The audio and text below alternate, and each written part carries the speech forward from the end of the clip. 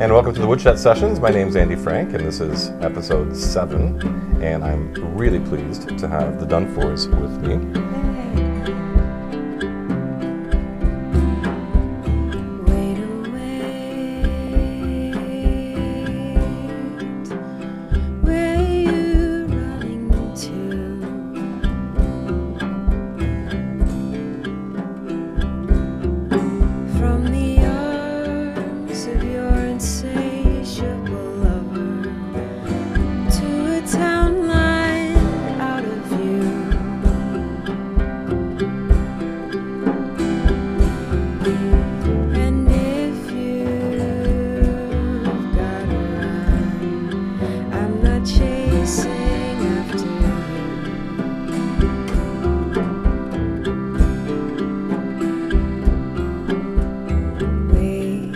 Saw the rays work the highway like a conga line.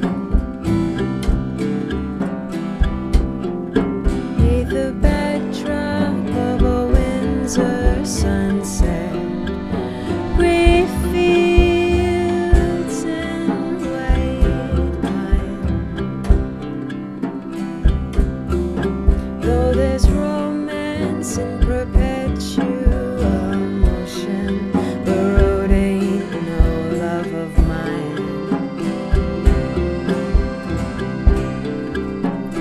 Will you go? Will you go? If I tell you don't, the tubes will burn out on this old radio. Oh,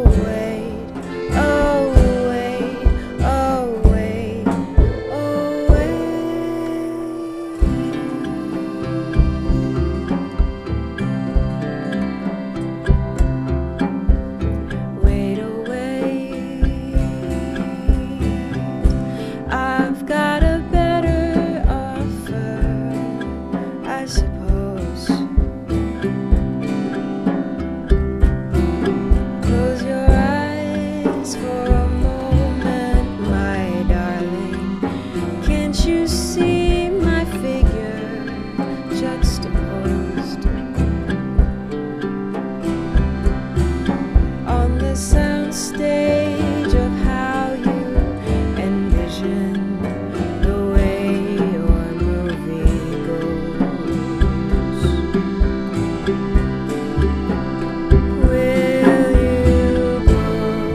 Will you go if I tell you don't?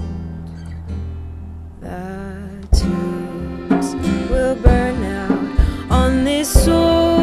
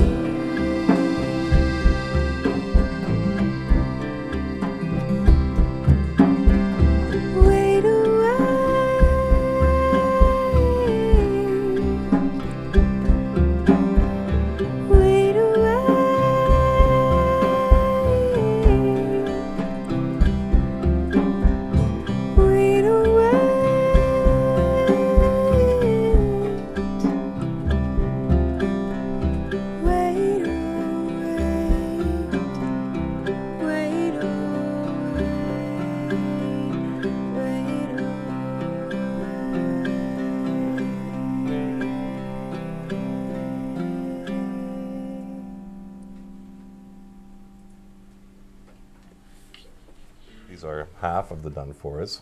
We're actually today 40% of the Donefors. Yeah. Paul McDougall, Janine Stoll. Hi. And they're going to grace this set with some of their fantastic and very original music. You're going to dig what you're going to hear this afternoon or whenever you're watching this. It is the internet. You might be watching at 3 a.m. Yes. Right? Yeah, in China. In your underwear. Yeah. Right? Yeah. I mean, we don't care. No. We don't care. I watch internet TV in my underwear all the time. Do you? Yeah. You have one CD in the can. Yeah. You've just finished recording a second CD. Yeah. The first CD, the title is great. What's the title? How to Have Sex with Canadians.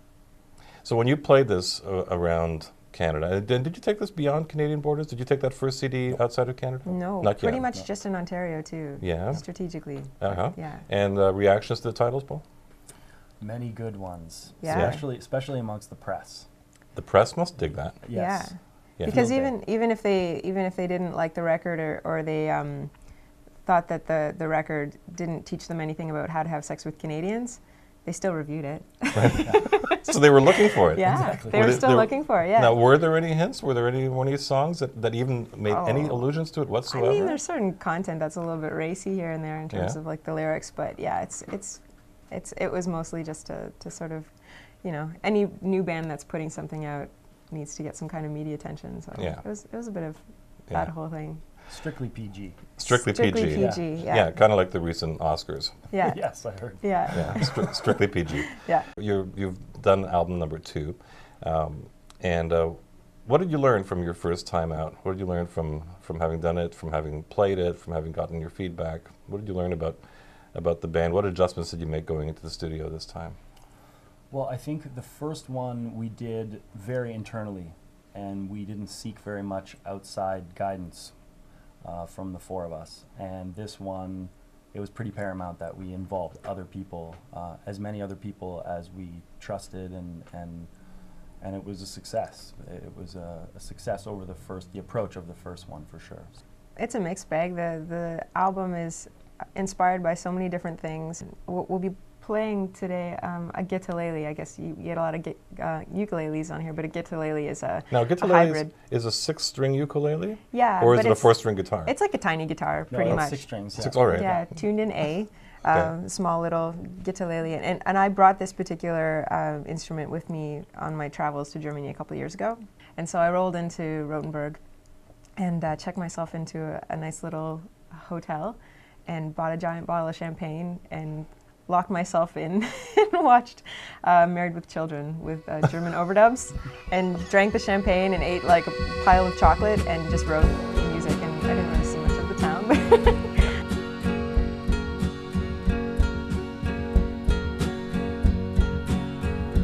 Berlin, big metal barge floating in blue, stuck to the bottom of my shoe, and the world came flooding through.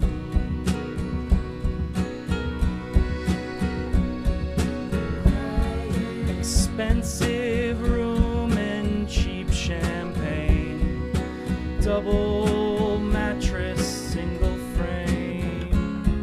You're on the Isle of Saskatoon.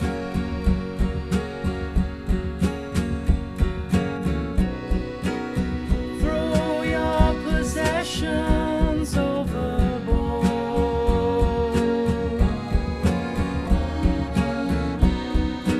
If you don't do it now, we'll never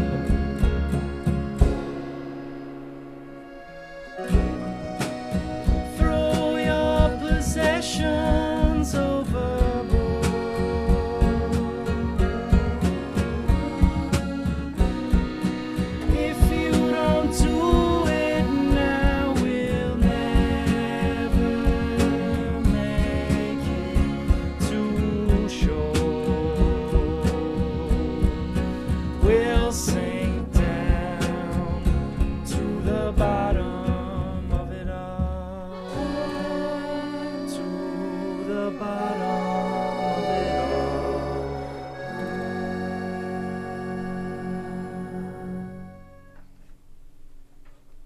It's one of the things about the Donefors is that there's a lot of notes in what you do. So there's a lot of creativity. It must be hard for you to contain yourselves. Yeah. Oh yeah. I think even with this record, it was almost it was hard to stop yourself when you're producing a record.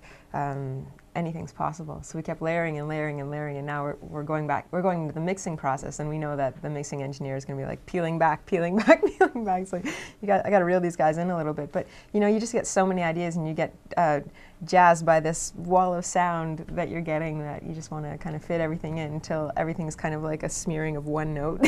Right. So you kind of have to peel things back. But it's definitely a lot of fun to approach music that way because there's endless possibilities. You can just keep adding and adding and adding. But yeah. So you mentioned jazz. I smell jazz in the Donefors. Am I right? Am I wrong? A little bit. If we're talking percentages, maybe 11, 12%. Are you from a jazz background yourself? Not originally. I wouldn't say my background is in jazz, but I did play some jazz and still do and love listening to it. And but yeah, my background was more as a choir boy, actually. Seriously? You were an actual living choir boy? I was, Are you really? Yeah, no more, but yes. Well, I obviously know it. Yeah. You do have a beard, so Yes, they didn't. exactly, Yeah. What about you, Janine? What's your background in music? Oh, well, I was singing since I was a little kid, and you know, I remember wearing my rain boots, skipping around my backyard, making musicals in my head that I was sure were going to be huge Broadway hits. Of course. And making up raps and stuff like that. So I was always really musical as a kid, but I didn't have any training or anything. I just started writing, and then when I was 16, I picked up a guitar, and my cousin taught me a couple chords, and I was less interested in learning how to play other people's songs and more interested in writing something brand new. So I just started writing right away, and yeah. What of the other two members of the band, Brian and Liam? What's their background? He did the classical music program at U of T, and Right. Liam also went through the jazz program at Humber for bass. So those influences are definitely, you know, if we could bring a timpani on the road, we might. And that's exactly where I'm going with those questions. I mean, Yeah. like I said, your band is very musical, and that's what's so endearing about it. Yeah. Well, thanks for dropping by. Thanks for having us. Thanks for your music, and thanks for your talent.